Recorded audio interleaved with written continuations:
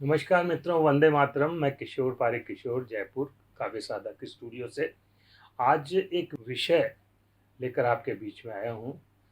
मित्रों, मैं कुछ वर्षों पूर्व वृंदावन गया था और वृंदावन भ्रमण में मैंने जो दृश्य देखा, वेदना से मेरा हृदय फटने लगा। वहाँ हजारों की संख्या में मैंने उन माँओं को देखा, उन बहनों को देखा जो अपने वैधव्य काल के बाद वहाँ पर अपना समय गुजार रही है। और उनमें कुछ तो ऐसी थी जिनके बेटों ने धोखे से उनको तीर्थ यात्रा के नाम पर वहाँ लाकर छोड़ दिया।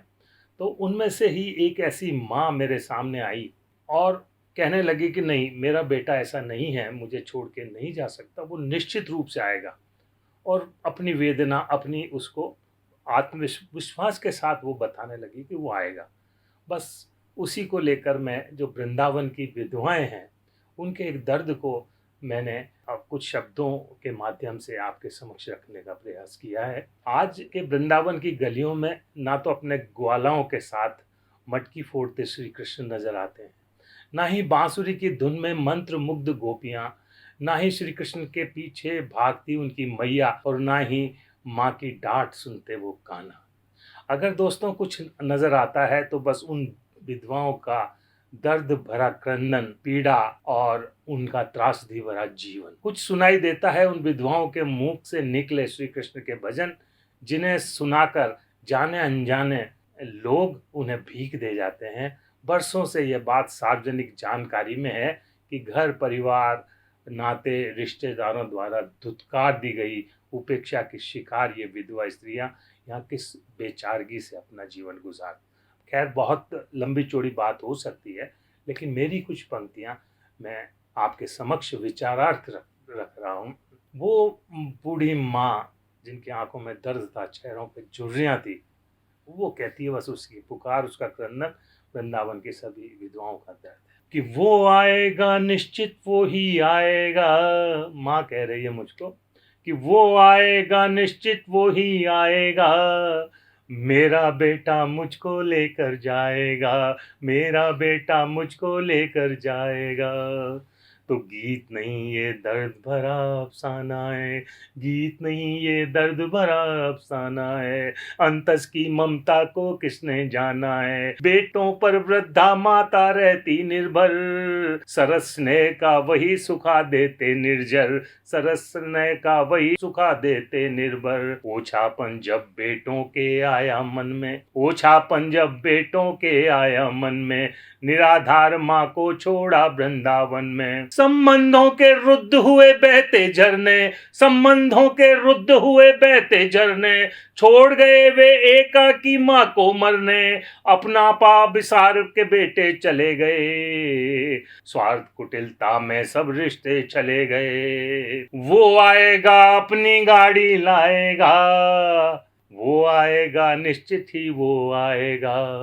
और पंक्तियां देखिएगा कि इंसानों को यहाँ दिगंबर देखा है, इंसानों को यहाँ दिगंबर देखा है, और सिसकती धरती अंबर देखा है। जिन बेटों को सूरज चंदा माना था, जिन बेटों को सूरज चंदा माना था, दिया उन्होंने ये कैसा नजराना था। उसी गाय सी भोली माँ को बुला दिया, पावनता की मूरत माँ को रुला दिया, पावनता की मूरत माँ को रुला दिया। नागफनी से तुलसी आंगन भर डाला, नागफनी से तुलसी आंगन भर डाला, मिट्टी का घर 5 सितारा कर डाला, घोर विवशता की बेड़ी है पाँव में, विचरण करती माँ वंशी वृक्षाओं में, विचरण करती माँ वंशी वृक्षाओं में। अपने सारे दुखड़े मुझे सुनाएगा, वो आएगा, निश्चित वो ही आएगा, मेरा बेटा मुझको लेकर जाएगा।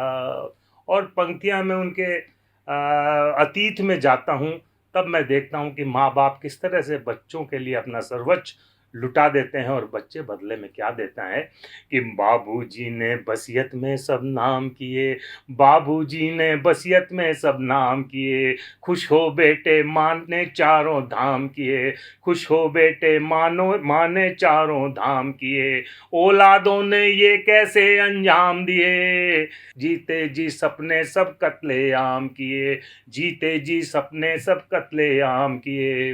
इन बूढ़ी आंखों में खारा पानी है, सांझ जली तो पर्वत सी वीरानी है, लिखी लकीरें पीड़ाएं बतलाती है, हर झुर्री एक कष्ट कथा रच जाती है, ढूंढ रही है आंखें कब से अपनों को, खोज रही है भग्न हुए उन सपनों को, जाने कब वो खुशियों का दिन आएगा, जाने कब वो खुशियों का दिन आएगा, मेरा बेटा मुझको लेकर जाएगा, वो आएगा निश्चित वो ही आएगा। और मैं उन औलादों के लिए कहता हूँ कि समाज को दिखाने के लिए माँ बापों के लिए बड़े बड़े वो उपमाएं देते हैं और जो एक बनावटी बातें करते हैं। जो कहते थे माँ ही मेरी मन्नत है, जो कहते थे माँ ही मेरी मन्नत है, माँ ही ईश्वर माँ ही मेरी जन्नत है, माँ ही ईश्वर माँ ही मेरी जन्नत है, माँ ही पीर ओलिया वाली सूरत है, सबसे अच्छी मायत श्रेष्ठ मुहूर्त है, सबसे अच्छी मायत श्रेष्ठ मुहूर्त है। रूह नज़र पर हरदम छाई रहती थी, रूह नज़र पर हरदम छाई रहती थी, सतत दुआएं गंगा जैसी बहती थी। शादी पीछे ऐसी क्या लाचारी थी, शादी पीछे ऐसी क्या लाचारी थी, माँ की दो रोटी बच्चों को भारी थी, माँ को जब से छोड़ा है वृंदावन में, पाल लिए हैं कुछ कुत्ते घर के आंगन में, पाल लिए कुछ कुत्ते घर के आंगन में, मुझे प्रतीक्षा में कब तक भरमाएगा, मुझे प्रतीक्षा में कब तक भरमाएगा, वो आएगा निश्चित वो ही आएगा, वो आएगा निश्चित वो ही। और अंतिम पंक्तियां मित्रों में इस आशा और विश्वास के साथ दे रहा हूँ कि इस देश की कभी वो विरासत नहीं रही। यहाँ राम लक्ष्मण से बेटे रहे हैं जिन्होंने पिता के एक आदेश पर घर छोड़ दिया, 14 वर्ष वन में घूमते रहे। हम याद करते हैं आज भी वीर शिवा को, जो माँ जीजाबाई के आदेश पर किस तरह से उन्होंने देशभक्ति का एक अनुकरणीय उदाहरण दिया। श्रवण की भक्ति हमें, मातृ पिता की भक्ति हमें याद है।